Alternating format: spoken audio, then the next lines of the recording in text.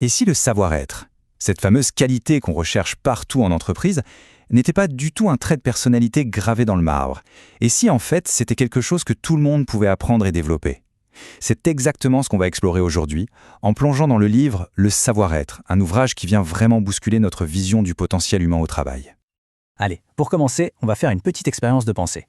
Mettons-nous une seconde dans la peau d'un recruteur qui cherche la perle rare pour un poste super important. Un candidat se présente et disons que son profil est un peu déroutant. Voilà le portrait robot. Quelqu'un de distrait, de désorganisé, qui manque clairement de proactivité.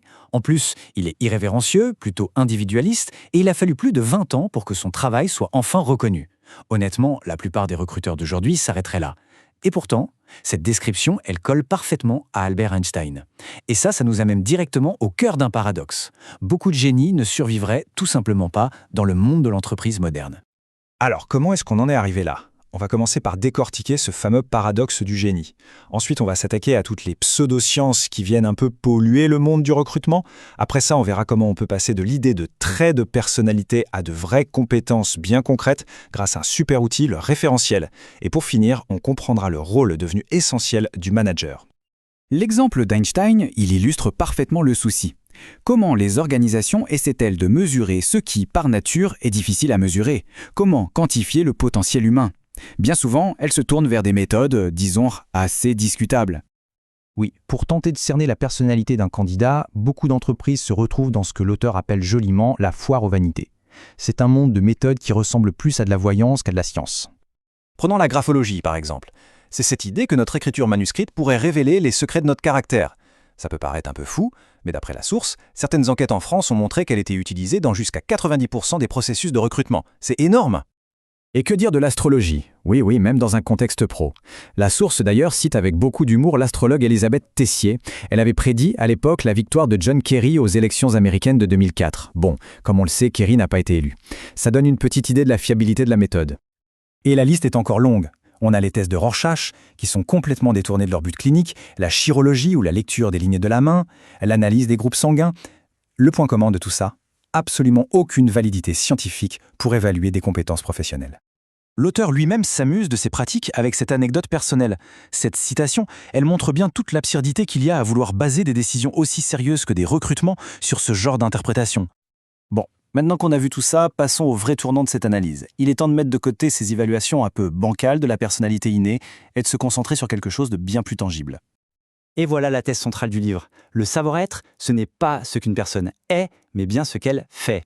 Et le point qui change tout, c'est que si c'est un ensemble de savoir-faire, eh bien ça veut dire que ça s'apprend, ça se pratique et ça se perfectionne. Le contraste est vraiment frappant. D'un côté, on a une vision un peu fataliste, où la personnalité est une étiquette qui ne bouge pas. Et de l'autre, on adopte une approche dynamique, où le comportement est une compétence qui évolue. On ne juge plus qui on est, on évalue ce qu'on peut faire. C'est un changement de paradigme complet. Ok, c'est super tout ça, mais concrètement, comment on fait pour mettre ça en pratique? La réponse est un outil très puissant, le référentiel de compétences. C'est la méthode pour structurer et rendre objective l'évaluation du savoir-être. Alors attention, construire un tel référentiel, ce n'est pas un truc qu'on fait sur un coin de table, c'est un processus méthodique. Il ne s'agit pas juste de lister des qualités, non. Il faut définir des comportements qu'on peut observer, créer des niveaux de maîtrise et ensuite former les équipes à utiliser cet outil pour le recrutement, la formation, l'évaluation, partout. Et pour que ce soit bien clair, voilà un exemple concret tiré du livre. Prenons une compétence un peu vague, comme la prise de parole. Ici, elle est décomposée en niveaux observables. Au niveau 1, la personne peut raconter un fait simple. Au niveau 5, elle est capable de gérer une négociation super complexe.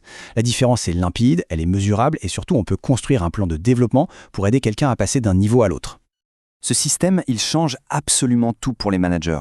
Leur rôle n'est plus de juger une personnalité qu'ils pensent être fixe, mais de devenir des véritables coachs qui aident leurs équipes à développer activement leurs compétences comportementales. Cette citation met le doigt sur quelque chose d'essentiel. Les compétences relationnelles, le savoir-être, ce n'est pas juste la cerise sur le gâteau, c'est le ciment de l'organisation. Si un seul maillon est faible, c'est tout le réseau qui en souffre. Le rôle du manager devient donc absolument crucial pour renforcer chaque maillon de la chaîne. Alors concrètement, ça ressemble à quoi un manager relationnel? Eh bien, il mène des entretiens structurés et réguliers. Il fait circuler l'information. Il se sert du référentiel comme d'une carte routière pour guider la progression de chacun. Et bien sûr, il encourage et reconnaît les efforts. En bref, il construit activement les compétences de son équipe. Il ne se contente pas de les constater. Finalement, toute cette analyse nous amène à une question fondamentale.